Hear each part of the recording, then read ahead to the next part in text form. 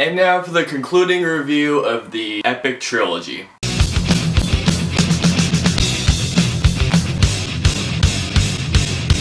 The Lord of the Rings, The Return of the King. Now just to let you guys know, just like the previous two reviews of Lord of the Rings, Fellowship of the Ring, and Two Towers, this review is going to be spoiler heavy, so in case you haven't seen Return of the King or any of the other Lord of the Rings movies, go watch them right now before you watch this review because I am going to spoiler the hell out of this movie. In which case, let's continue on. So Return of the King continues right where the Two Towers left off, although it starts in a similar fashion to how the Two Towers began. It shows more of a backstory to Gollum, or in his Hobbit days as Smeagol. And it shows him with his cousin on a fishing trip when all of a sudden his cousin gets dragged underwater by this big fish, and right when he's about to drown, he notices the Ring of Power, picks it up, almost drowns, gets out of the water, and Smeagol comes in worried. Then all of a sudden he gets to look at this ring, and both of them are drawn by its elegance. Smeagol just says, "Can I have it? It's my birthday." His cousin just recoils it, and they start fighting to the point where Smeagol chokes his cousin to death. And then following this is a dark transformation, and this is where my comparison of the ring being like a drug come in, because it shows his physical and also his mental state just deteriorating like a drug addict. He looks like crap afterwards, he starts eating raw fish, and he starts obsessing over this thing and can't live without it. Now going back to Merry and Pippin, if you guys remember in the Two Towers, they had just, along with the Ents, won a victory against Saruman's army in Isengard after the Ents got pissed off of Saruman taking down all the trees near the Forest of Angoria. They are found by Aragorn, Legolas, Gimli, and Gandalf the White, along with also two Riders of Rohan, King Theoden, and Éomer. Now the version I'm going to be talking about is the extended edition, because there are two scenes in particular that I do want to talk about. Why these were cut out of the theatrical release, I have no idea, but let's start with the first one that was cut out. It has to do with the ending of Saruman's character story arc. Gandalf and the crew go up to the Isengard Tower, and they tell him, "You have lost, give yourself up, we just want information from you." Grima comes out of nowhere and just looks at King Theoden and says, "Grima, you used to be a man of good, come back to Rohan and I can give you your life back." Saruman has a huge problem with this and says, "Who, him? Nah, he's staying with me." Grima tries to talk back to him. He ends up slapping him in the face. Grima stabs Saruman. Legolas shoots Grima. They both die. Why they didn't show this in the theatrical cut? I do not know why. Going back to Frodo, Sam, and Gollum. At this point, if you remember correctly, in the end of the Two Towers, Gollum had a Jekyll and Hyde-like conversation with himself again after what happened with Faramir and Frodo and Sam getting captured. He told himself, "I'm going to take the ring back from these guys, and it's all mine." Sam still has his suspicions over Gollum because he just knows there's something not right with him, while Frodo, he basically sees Gollum as someone that was tortured just like he is at this moment, because at this point you can really tell the physical effects that the ring is having on Frodo's physical state. Going back to Aragorn, Legolas, and Gimli, along with Merry and Pippin, they have found themselves back at Rohan, although they have a new object, which is the thing that Saruman used to communicate with Sauron's eye. Pippin, again, lets his curiosity get the best of him, looks at the orb, and he just goes haywire and just gets knocked out. Basically, he tells him, "I saw Sauron's eye, I saw a tree burning," and Gandalf recognizes the tree as the white tree at Minas Tirith, the City of Kings. Basically, he tells him, "You're coming with me because I'm not going alone because you're the one who did this to yourself." Gandalf takes Pippin to Minas Tirith, the City of Kings, run by, it's the douchebag who prefers Boromir over Faramir. Gandalf tells him, "We need to get ready for battle." Pippin dubs himself to the king's service, and then the king just says, "I have heard this Aragorn, son of Arathorn, and I will not bow down to him, and I will not get ready for this war, and it's not going to affect anything." Now, cutting back to Frodo and Sam and Gollum, they pretty much got into Mordor at this point. They are so close to getting there. And they have discovered another landmark in Mordor called the City of the Dead, which is where the Witch King, yeah, the douchebag that stabbed Frodo in Fellowship of the Ring and nearly killed him, yeah, that guy. The thing behind the Witch King is that no mortal man has ever been able to kill him. Gollum tells him, "We need to get up these stairs right now." Sam follows him. Frodo, however, the ring's power goes up to Frodo and says, take me there. I want to go over there. He just starts succumbing to the power and goes towards it, and all of a sudden, out of nowhere, the City of the Dead building just lets out this big green blast going up, and Gandalf just says, "It has begun. We need to hurry and get ready." Going back to Aragorn, Legolas, and Gimli, they're at Rohan saying, "We need to go to war. We need to do this." Theoden says, "We cannot do anything unless the beacons are lit." And that is where we go back to Pippin and Gandalf. Tells Pippin, "Go up there, I need you to light the beacon right now and do not get spotted." Pippin is able to do successfully, lighting all the beacons all around Middle-earth. Aragorn and Rohan sees this and tells King Theoden, "The beacons are lit, we have to go to war now." After King Theoden hears of the beacons being lit, he tells them, "Suit up, we're going towards Minas Tirith." At this point in time, Arwen comes back to Rivendell because she had a vision of having Aragorn's child. Arwen drops the book that she was reading. Elrond notices her hands are cold and her life is pretty much disappearing by the day and tells her, "You should not have done this." Arwen says, "This is my choice, just let me live with it." Going back to Pippin and Gandalf, and now Faramir comes in the picture again. Pippin is suited with some battle armor in case he goes to war. The three of them are talking to King Donathur, I think that's her. The king tells him, "We have lost the river. Will someone obey the king's word and get that city back for me?" And Faramir brings up a really tear-jerking question. "I'm guessing that you wish I was dead and Boromir was back here." The king just says, "Yeah, I wish for that." Just the tone that he says it is so scathing, in which you just want to slap this guy in the face and say to him, "This is your son you're talking about. He loves you." Faramir just says, "I will go and try and take it back. I hope you think of me if I do come back." And then he just says, "That depends on the matter which you come back." Faramir and his army gets ready for battle. They're just yards away from the river where the orcs have taken over. The king asked Pippin to sing a song after Pippin told him he was a good singer in the Shire. As he starts singing, we see Faramir and the army charging towards the orcs. They're arming their bows, and all of this happening in slow motion. All this happening with Pippin singing. It's such a tearjerker and so emotional. It fits well with the scene so much. Going back to Frodo, Sam, and Gollum. Gollum knows his plan, Frodo to turn against Sam for the ring. That night, when Frodo and Sam are sleeping, it looks like Gollum is sleeping. However, he's playing a trick on Sam. He wakes up when Sam goes to sleep. All the bread that they got from the Shire, rips it apart. Sam wakes up. Sam looks for the bread and says, "Wait a minute, what the? The bread's gone." He points to Gollum, and knowing that Gollum doesn't eat that stuff, he says, "Look at him. Look at Sam. Look at the fat hobbit." He notices the crumbs, gets into an argument again. Sam says, "I can carry it for you," and Gollum even said to Frodo he wants it for himself. Frodo just says, "Sam, screw off." And this leaves Sam heartbroken, and you're like, no. Frodo? Now going back to Aragorn, Legolas, and Gimli and the Riders of Rohan, they camp near the dead city. And Aragorn, when he looks into the mist, he notices a ghost. Now going to Arwen and Elrond and Rivendell, Arwen tells him, "Repair the sword. Aragorn must take up his destiny." He repairs the sword of the king, goes to where Aragorn is, and tells him, "You must face your destiny, although you are very outnumbered." And he presents Aragorn with the Sword of the King, and this thing, when you notice, you're like, whoa. During the night, Aragorn is about to go off into the mist when Legolas and Gimli saying, "You really don't think you're gonna take this on alone, don't you? We're in this together, Aragorn." They get to the entrance, the horses freak out, then Aragorn takes up the courage and says, "I'm not afraid of death," and enters the tombs. Legolas following him, then Gimli, and they go into the main chamber, and it's this big city that is just in ruins. The whole myth behind this thing is that when you enter this mist or the Valley of the Dead, you do not come out. You are stuck there for life. The king of the Valley of the Dead comes out and says, "You are no match for me." And Aragorn takes out the Blade of the King, and he's like, "Impossible!" And Aragorn says, "It has been rebuilt." Every single ghost comes out and says, "We will fight for you." Going back to Minas Tirith, there's a huge battle going on between the orcs of where the river was, where they were just captured, and this battle of Minas Tirith. And you just know that this place is just outnumbered beyond wonders. Everything just seems lost and hopeless, and now everyone's in the battlefield. This is where the Witch King comes in, and this guy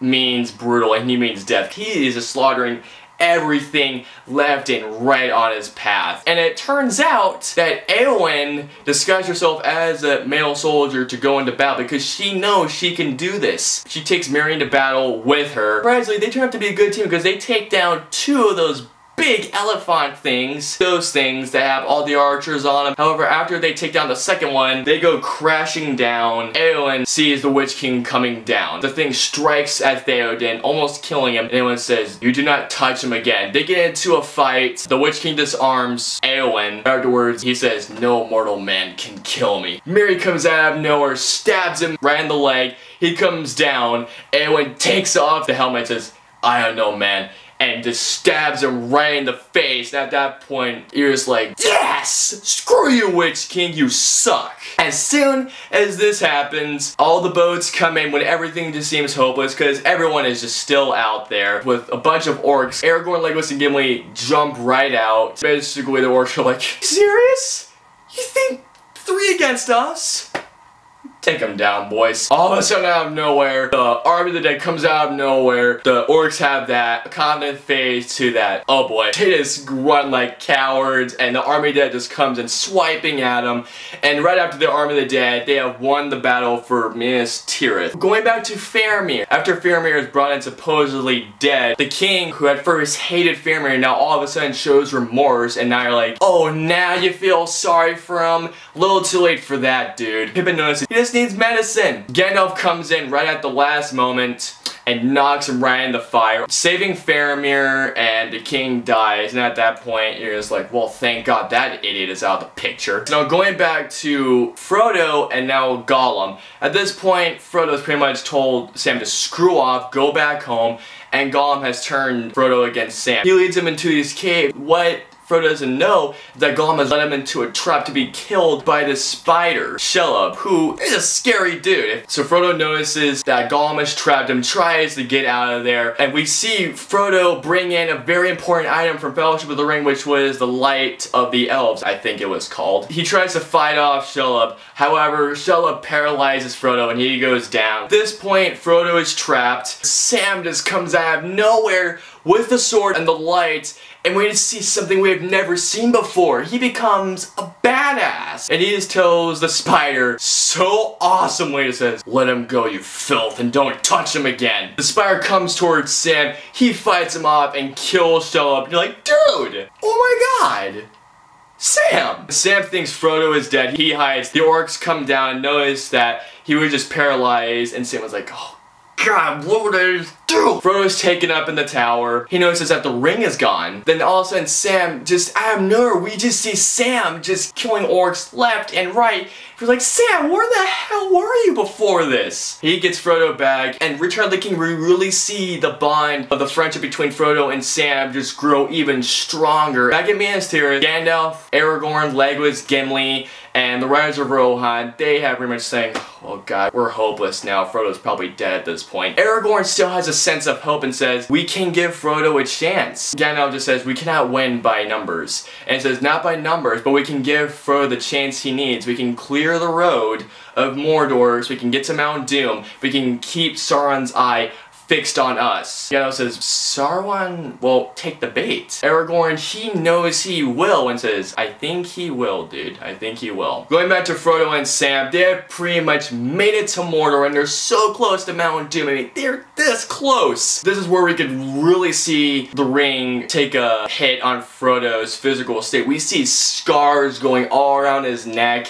and he is just deprived of food. He's starving, dehydrated. Going back to Aragorn, Legolas, and Gimli, Gandalf, and the Riders of Rohan, they arrive at the Black Gates of Mordor. Now here is another scene that was cut out of the theatrical version, and this is a scene where I'm like, why cut that out? That seemed like a really important part of the overall film. He goes up to the Black Gate along with Legolas, Gimli, Merry, Pippin, and Gandalf. The mouth of Sauron comes back. Who is this really disgusting looking dude? The mouth of Sauron says, what business do you have with my lord Sauron? Gandalf says, we have no business with him, you lifeless guy. We ask you to leave these lands, never to come back. Afterwards, the mouth of Sauron says, oh yeah, that's right, my master wished me to give a little memento to you guys. He picks up Frodo's lightweight armor, throws it to him and says, "Who knew that someone so little could suffer so much?" At this point, Merry and Pippin like freaked out, like, "Frodo!" All of a sudden, the mouth of Sauron just goes like, He doesn't know, and Sauron doesn't know that Frodo is still alive and he's literally at Mordor right now trying to get the ring across. Aragorn has had enough, goes up to the mouth of Sauron and says, "What can you do with that broken Elvish?" And right in the middle of his sentence, Aragorn decapitates the guy. All of a sudden afterwards, the Eye of Sauron is fixed on the army, giving time for Frodo and Sam to get to Mount Doom to destroy the ring. Aragorn like goes to Gimli, Gandalf, Merry and Pippin, they go right back to where their army is. Everyone gets off their horses. Aragorn gives one of those Braveheart-like speeches, and it's one of those big pump-up speeches. Everyone's pumped up. You're pumped up as well. They're getting ready to fight. Aragorn has that look. I'm like, alright, time to kill some orcs. The Eye of Sauron just stares at Aragorn, and as you can tell, he's having a conversation with them. He goes back, just like drops his sword a little bit, looks at his crew. Everyone looks concerned, and then I don't know, Aragorn just says, "For Frodo." After that, he charges right at the orcs. Following him are Merry and Pippin, then all of the armies, and you're like, yes! Go get him, guys. So now going back to Frodo and Sam, they're so close to Mount Doom at this point. Frodo and Sam, they're just crawling now, and Frodo at this point, he's just trying to crawl up. There's a great camera angle where it's all shaking when Frodo's just trying to climb up, and you're just like, come on, man! Come on, you can do this! Then all of a sudden, he just goes right down, and at that point, you're like, dang it! Sam just comes right next to him, picks him up, and tells him, "Remember the shower, Mr. Frodo? Remember that?" And then he gives him a huge pep speech. Then he says, "I can't carry the ring for you, Mr. Frodo, but I can carry you." Then he just picks him up, puts him on his back, and right there, you're just like, now, that's true friendship right there. At this point, they're literally at the doorway of Mount Doom so Frodo can drop the ring. Out of nowhere, Gollum shows up, tries to kill Frodo, and at this point, Gollum even tells Frodo himself, "Smeagolite." Sam comes out, he fights Gollum, he slashes Gollum right in the stomach. Then all of a sudden we just see Frodo just taking whatever energy he has left and just runs right up Mount Doom into the doorway like, yes! Yes! Keep going, Frodo, you got this, man! And we see Frodo and Sam just standing in Mount Doom. Now going back to Aragorn, Legolas, and Gimli, and Gandalf, and they're at the Black Gates fighting the army. Everything just seems lost when the Nazgul come out. But then all of a sudden, Gandalf's just standing there, he sees a butterfly. Then right after that, the eagles come out of nowhere and take out the orcs, and it is just awesome. Now going back to Frodo and Sam. Frodo is standing right in the center of Mount Doom. He has the ring on the necklace. He's literally about to drop it. And Sam is like, "Dude, what are you waiting for? Just drop it already! Just do it!" We see Frodo looking at the ring. Frodo just looks at, recoils, and turns back. All of a sudden, out of nowhere, he just says, "The ring is mine." He takes off the ring. Sam's like, "No." And at this point, Alan was like, "No." Puts on the ring on his finger. He was like, "No." And I was like, "No!" Right afterwards, it starts a chain reaction of events. We just see the eye just flip out. It's going, "Ugh," and then it's turned right back to Mount Doom. Now, at this point, the eye pretty much just going haywire is like this chick freaking out. Not only when you put on the ring, not only can the Eye of Sauron can see you, but the Nazgul can see you as well. And the Eye of Sauron acts like one of those bratty teenagers on Sweet 16. He's saying, "Oh my god, what are you guys doing? He's right there! Screw those guys and go after him! Go!" Out of nowhere, just out of blind luck, Gollum appears out of nowhere, knocks Sam out. Gollum jumps on Frodo, fighting him for the ring, and he bites Frodo's finger off that had the ring on. We see Gollum so happy, and his reaction when he looks at the ring, it's like his reaction to the first time he had sex. He's so happy. He has his love. Frodo is not gonna take this. Frodo and Gollum struggle for the ring. While they're struggling, they both go off the edge. We see the camera focused on Gollum. He's falling way down. He's just embracing the ring like a long-lost girlfriend. Then he doesn't realize he's hit the lava and he's just trying to protect it. We see the ring on the crest, but Frodo's okay because he just happened to hang on the ledge. Then after that, we see the ring get destroyed, and at that moment, we're like, yes! Yes! Everything of Mount Doom crumbles down. Mordor is losing everything now, and they are all dead. The orcs, that is. Frodo and Sam get rescued by the eagles along with Gandalf. Now the entire crew is back together. Aragorn is crowned King of Gondor. As he's walking around, Arwen comes back to him. This moment coming up right here is one of my favorite moments that Aragorn ever has right here. The hobbits show up, they start bowing down to him, and I love this part right here. Aragorn just says, "My friends, you bow to no one." He bows down, everyone bows down, and at this point, you could see Aragorn not only as a great leader, but so humble and as a king, and it's so awesome to see him just bow down. Afterwards, the hobbits return to the Shire to try and go back to normal lives, but honestly, how can you go back to normal life after going through all that stuff? Finding a spider, getting your finger bitten off, and getting stabbed in the chest and nearly dying. Sam takes up the courage to ask out a girl, they get married. Frodo, we see Bilbo back, getting off the weight, and Elrond going to the Everlasting Lands and saying, "There's nothing left for me now." It's so slow, but yet you're still intrigued the entire time. Wow, I'm just feeling emotional at this point. And the music ending the trilogy is so iconic. So overall, Lord of the Rings, The Return of the King, just like the Two Towers and the Fellowship of the Ring, is another fantastic and a perfect sequel to the Lord of the Rings trilogy, and it ends the Lord of the Rings trilogy on such a perfect note and such a monumental conclusion. And yes, of course, Lord of the Rings Return of the King gets a perfect 5 out of 5 stars. I absolutely love the Lord of the Rings trilogy, and Lord of the Rings trilogy is my favorite trilogy of all time. So comment down, let me know below of what third movie of a trilogy you thought ended so well. Next week on Tuesday, I have a screening for The Hobbit, and the review will come out afterwards, and I will see you guys next time. Seriously, do it. Do it.